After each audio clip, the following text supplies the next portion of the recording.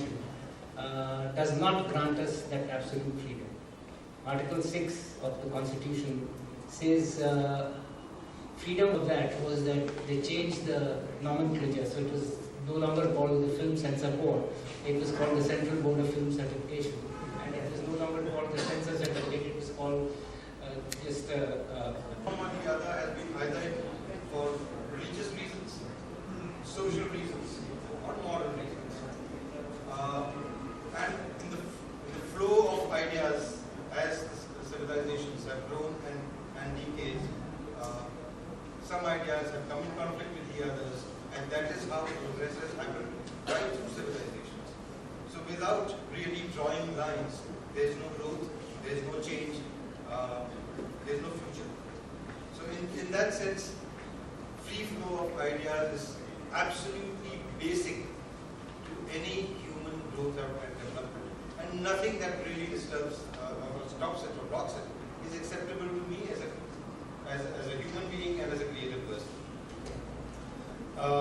In the film Rang Rasiya that I've just made based on the life of Raja Ravi Varma, there are basically three issues that one is dealing with.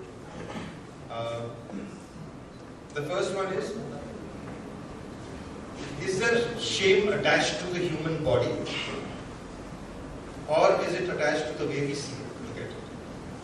That is the basic dilemma. Painting nudes, is it by itself something that is reprehensible, or is it the way it is looked at that is a way of evaluating? The second issue, which we all have grappled with at various points in our lives, is the dialectic between sensuality and sin. As he rightly pointed out, Gandhiji was very much against cinema. He was, in public life at least, he was as much against expression of sensuality as such. So sensuality, which is the basis of human life and growth and civilization, why is it in the social context the idea of sin attached to it? And the third question, which is the most important question in my mind, is who controls my mind?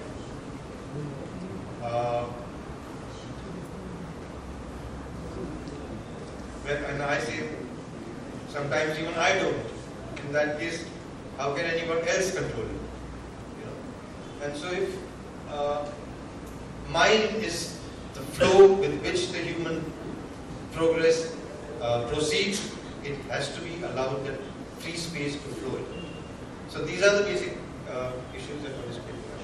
Thank you, Vedant. Thank you.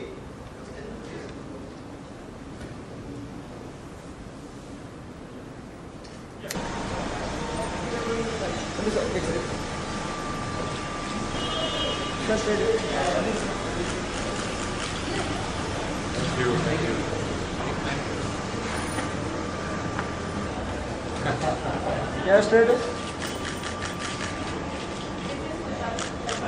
Thank you.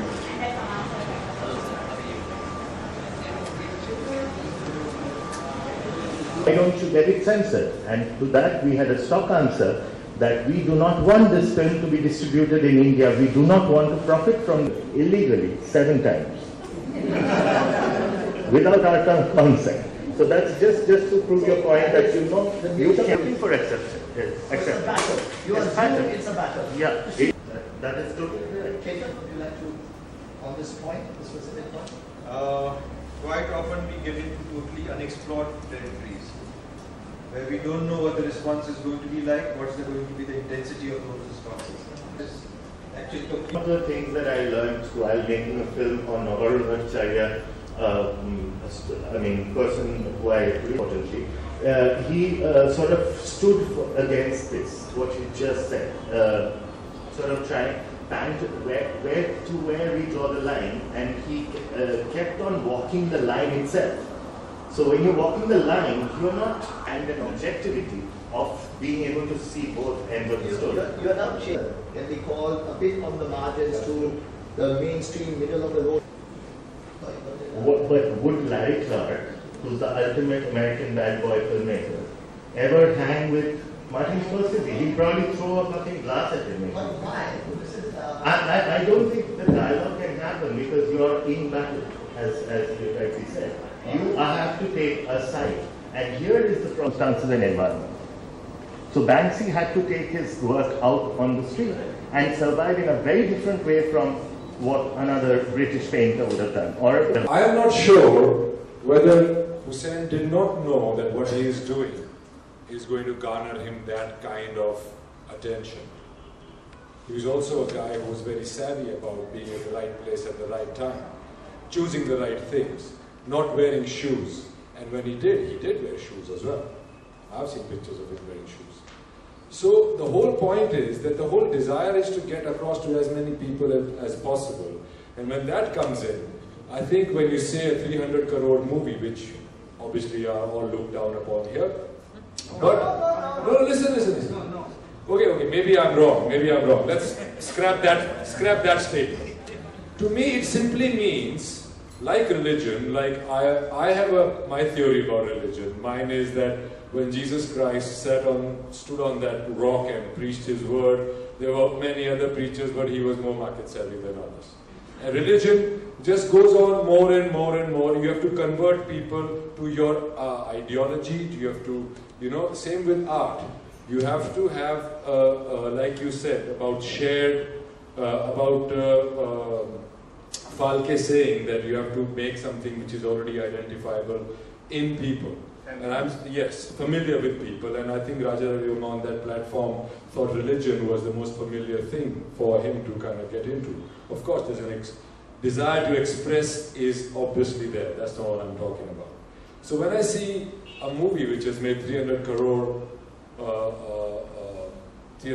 at the box office, I see that many people have turned up or have been attracted to that product to go and share it with themselves, with their family, and share it with the artist who's created it, right?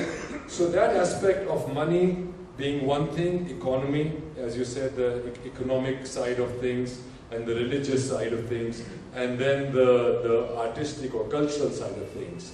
I think it is all interlinked. You cannot differentiate one from the other to the other, because in a cultural scenario, the biggest desire of an artist is A, to express, and B, to reach out to as many people as possible. And an artist is by far the most selfish one amongst all these three aspects that you've said. Let's stick to this point, which is about the artist wishing to reach out to the maximum number.